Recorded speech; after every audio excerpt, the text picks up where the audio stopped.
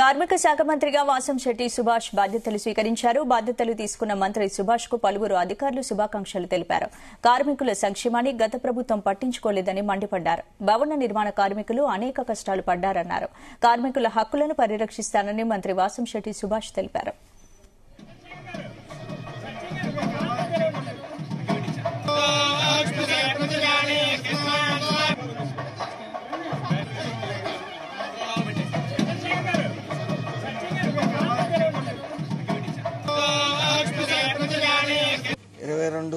కేంద్ర మరియు 4 రాష్ట్ర చట్టాలను అమలు చేస్తూ కార్మికుల హక్కులను కార్మిక కష్టాలను గుర్తిస్తూ ఈ కార్మిక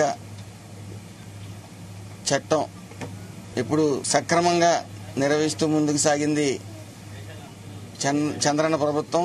ముఖ్యంగా 2014-19లో 2.55 కోట్ల బీమాను కార్మికులకు అందజేసింది. మరి ఈ వైఎస్ఆర్సీపీ ప్రభుత్వం 2019-24 గాను కేవలం 1.25 కోట్ల బీమాలను మాత్రమే కార్మికులకు అందజేసింది. పూర్తిగా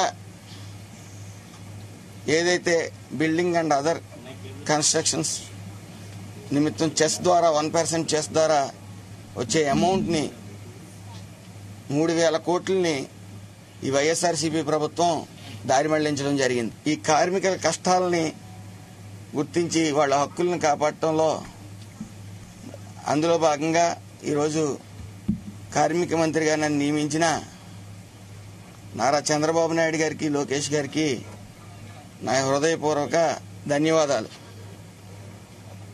పార్టీలోకి వచ్చిన కొద్ది కాలంలోనే మరి నాకు ఎమ్మెల్యే సీట్ ఇచ్చి మంత్రి పదవినిచ్చి నా మీద నమ్మకం ఉంచి మరి ఈ యొక్క శాఖను కేటాయించిన చంద్రబాబు నాయుడు గారికి, లోకేష్ గారికి, అలాగే పవన్ కళ్యాణ్ గారికి నా హృదయపూర్వక ధన్యవాదాలు.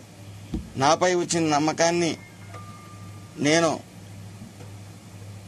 కార్మిక శాఖకు ఒక కార్మికుడిలా పనిచేస్తానని, కార్మికులందరికీ కూడా వాళ్ళ యొక్క హక్కుల్ని పరిరక్షిస్తానని చెప్పి